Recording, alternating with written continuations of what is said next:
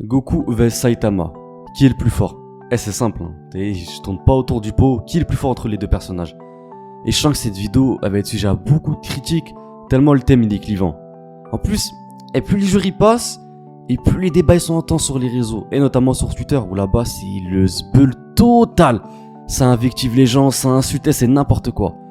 Et c'est pour ça que je me suis dit, que je devais faire une vidéo pour mettre un terme pour ma part vis-à-vis de ce débat, dans le sens où, voilà, dès qu'il y a quelqu'un qui te casse la tête, ouais, dis-lui il est plus fort, lui il est plus fort, balance le lien de ma vidéo, et comme ça on ne prendra plus la tête, parce que, franchement, c'est trop. En plus, le débat il va continuer encore longtemps, parce que ces deux mangas, ils sont encore en cours de publication. C'est-à-dire qu'à chaque fois l'un des deux personnages, il se bat contre un boss, ou qui réalise une sorte de prouesse, il en faut peu, en fait, pour les gens. Commencer à lancer des débats, à dire oui, lui. Et donc, je me suis dit, voilà, je vais faire cette vidéo, comme ça, voilà, s'il y a quelqu'un, il parle, je lui balance le lien de la vidéo, fais la même chose, et c'est mieux, parce que, ça pollue tous les débats, c'est n'importe quoi. Des fois, tu vas parler, je sais pas, de Death Note, Hunter x Hunter, Naruto, n'importe quoi. Il y a quelqu'un qui va me dire, ouais, Saitama plus fort que Goku, Goku plus fort que Saitama. Je fais, ouais. Donc voilà, je vais faire cette vidéo, comme ça, on va clore le débat une bonne fois pour toutes. Je tiens à dire aussi que je suis pas pro Goku, je suis pas pro Saitama, j'aime les deux personnages. Donc voilà, je tenais juste à te dire ça.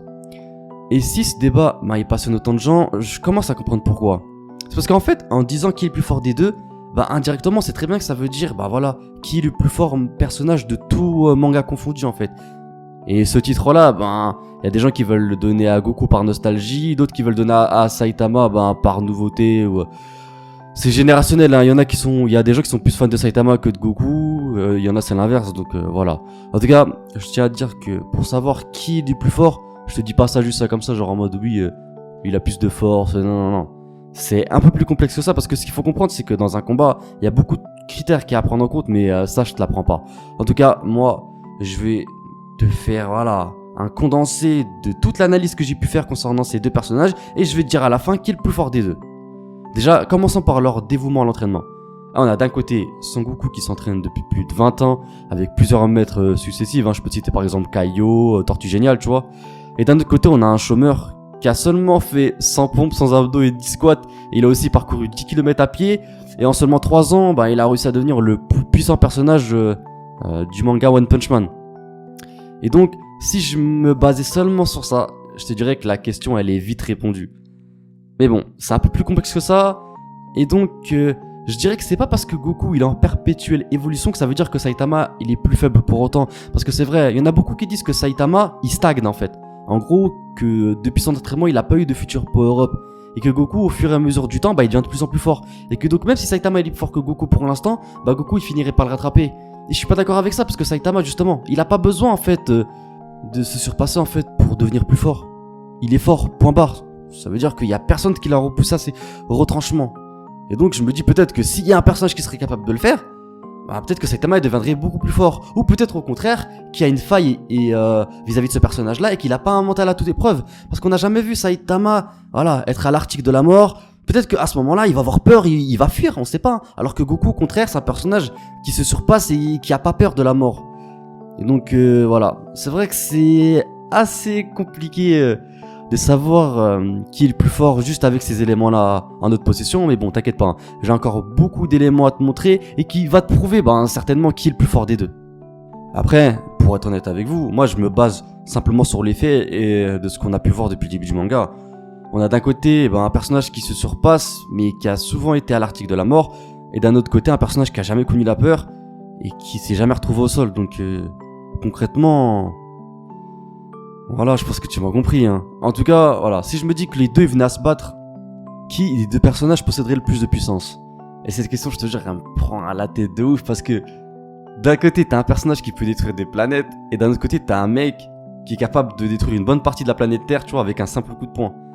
Et le truc que je me dis, c'est si Goku il affronte Saitama, et même si on dit que Goku il est plus faible que Saitama, on sait très bien que l'essence même de ce personnage là, c'est de trouver un moyen pour s'approcher de lui au niveau de la force. Et donc tu sais très bien que voilà, à un moment donné, il arrive à activer une sorte de potentiel latent qui lui permet justement de combattre d'égal à égal. Et donc plus l'adversaire est fort pour Goku, et plus Goku il devient fort. Donc logiquement, s'il affronte un personnage aussi fort que Saitama, Goku deviendra forcément plus fort. En tout cas, c'est un argument que j'ai beaucoup vu sur internet et que je trouve intéressant à souligner. Après, je vais être honnête avec toi. Et j'ai beau regarder dans tous les sens, m'imaginer les scénarios, complètement différents et inimaginables, mais je vois pas Saitama se retrouver à terre en fait face à Goku. Le mec, peu importe contre qui il se bat, il a jamais été essoufflé ni même baissé. Et ce qui me choque le plus, c'était son combat contre Boros en fait. Là, pour moi, c'était trop. Le personnage en fait, ce qu'il faut comprendre pour ceux qui connaissent pas Boros, il était un peu considéré comme Freezer en fait. C'est le genre de personnage qui est le plus fort de l'univers, de par ses prédispositions naturelles. Et même la vitesse à Boros, c'était un truc de fou. Le type, il s'est transformé en une sorte de substance énergétique bizarre qui lui a conféré une vitesse mais vraiment incommensurable, j'ai jamais vu ça de ma vie. Et même avec tout ça, le type, il a réussi à le battre avec un seul coup de poing. D'autant plus que Saitama en fait, il possède aussi, et j'ai remarqué, une grande capacité d'adaptation. Parce que je sais pas si tu te souviens, quand Boros il a mis le coup de genou, il l'a envoyé sur la lune. Même après ça, il était même pas surpris, choqué, ni même blessé. Il a réussi à trouver une solution. Il a calculé la pesanteur avec une pierre et il est revenu sur la terre, tu vois. Et c'est vraiment choquant, ce personnage c'est trop. Même Boros, il a pété un câble. Et j'ai même l'impression que dans la tête de Saitama, il sait qu'il perdra jamais un combat. Mais vraiment, genre. Et franchement, quand je vois ça, et je suis obligé de me ranger du côté des gens qui disent que Saitama il est plus fort que Goku. Et avant que tu m'insultes, juste laisse-moi t'expliquer encore pourquoi je pense ça. Concernant leur résistance, on constate bel et bien que Saitama, il le surpasse aussi dans ce domaine-là, je suis désolé de le dire. Parce qu'en fait, on a souvent vu Goku, à l'Arctique de la mort, cherchant même parfois désespérément un haricot magique. Alors déjà, je t'arrête tout de suite, parce que je sais très bien ce que tu vas me dire. Tu vas me dire en mode, écoute, y'a ce Goku, il a affronté des adversaires beaucoup plus puissants que Saitama. Je sais très bien que Goku il a affronté des adversaires ultra cheatés, et je sais très bien que Saitama il a jamais affronté, par exemple, des personnages comme Beerus ou Broly. Mais tu sais très bien que si il se confronte à ces deux personnages-là, Saitama il va réussir à les battre à la fin. Donc tu sais très bien, faut pas se mentir à soi-même. Après, concernant lequel est le plus rapide des deux, là je te dis la vérité, je suis honnête, Goku le surpasse de loin, tu vois. Parce que même si Saitama il est très très rapide, il reste dans la compression humaine. Je sais pas si tu vois ce que je veux dire, mais voilà, Goku possède des techniques spéciales comme par exemple la téléportation, qui lui permet justement de naviguer, de se déplacer de planète en planète en fait en une fraction de seconde. Mais bon, c'est pas parce qu'il est plus rapide que ça fait forcément dire qu'il est plus fort. Parce que si je suis cette logique, Senna de High Shield 21 il est plus fort que Onizuka de GTO, tu vois. Et bon voilà. En tout cas, je tiens à te le rappeler. C'est pas parce qu'on est plus fort, c'est pas parce qu'on est le plus rapide, et c'est pas parce qu'on est le plus résistant qu'on est forcément plus puissant que quelqu'un dans un combat en 1 vs 1. Parce que, comme je l'ai dit au début de la vidéo, il y a beaucoup de critères à prendre en compte. Je sais.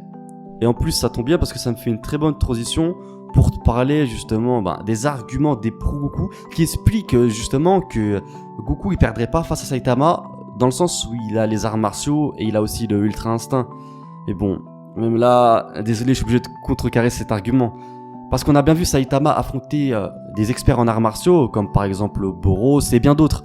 Et même là, on constate bel et bien que les arts martiaux ça a aucun effet sur lui. Et même Saitama, il avait participé au tournoi pour voir si les arts martiaux c'était quelque chose qui était capable justement de le repousser à ses retranchements.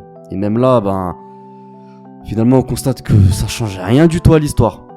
Et donc pour clore ce débat une bonne fois pour toutes, écoute-moi bien frérot. Saitama est plus fort que Goku. Je répète, enregistre bien, et mets ça si tu veux sur Twitter. Goku ne réussira jamais à battre Saitama lors d'un combat juste pour une seule et unique raison. L'idéologie. En fait, je m'explique. Ces deux personnages, ils n'ont pas été créés avec la même idéologie, si je peux appeler ça comme ça. Et c'est ce qui fait d'ailleurs que Saitama, c'est le plus puissant personnage, tout animé confondu. Parce que d'un côté, t'as Son Goku qui est un personnage qui prône le travail et les surpassements de soi, et d'un autre côté, t'as un personnage qui est complètement dénué de toute motivation et qui réussit à vaincre ses adversaires avec un seul et unique coup de poing. Et pour rentrer un peu plus dans les détails et pour pas être trop chiant, en fait, ce qu'il faut que tu comprennes, c'est que le manga One Punch Man, il peut être pris comme une sorte de caricature en fait de tous les shonen type Neketsu qu'on a pu avoir l'habitude de voir de manière générale. Et donc, pour faire simple, Saitama, il a été créé pour vaincre sans aucune logique n'importe quel adversaire. Et donc, si combat il devait avoir, le dénouement serait simple. Goku vs Saitama, victoire Saitama avec un seul coup de poing. Voilà, c'est mon avis. Après, si t'es pas d'accord, t'as le droit de le contester dans l'espace de commentaires, mais je te cache pas, contester ça, c'est se mentir à soi-même d'une certaine manière. Mais bon, essaye de me faire prouver le contraire. En tout cas, voilà. Ce débat, il a enfin clos pour ma part. Si jamais tu vois encore ce genre de débat sur internet, un peu partout, ou tes potes, si t'as ces discussions avec tes potes, tout ça, balance-lui le lien de ma vidéo et comme ça il va se calmer. En tout cas voilà, cette vidéo elle est d'ores et déjà terminée, j'espère sincèrement que t'aura plu. Si c'est le cas, je compte vraiment sur toi pour t'abonner, c'est vraiment important. À activer la petite cloche des notifications pour ne rien louper des prochaines sorties, à me suivre sur tous mes réseaux sociaux, TikTok, Instagram, Discord, et je suis aussi sur Twitch. Là-bas, tous les jours je fais des lives d'au moins 8-10 heures. Donc je t'invite à follow la chaîne, ça ferait vraiment plaisir. En plus on approche des 1000 followers sur la chaîne Twitch, donc je compte sur toi pour me soutenir. En tout cas voilà, je te souhaite une bonne journée, une bonne matinée ou une bonne soirée, ça dépend à quelle heure tu regardes cette vidéo. Et moi je te dis à très bientôt pour de prochaines vidéos. Jana!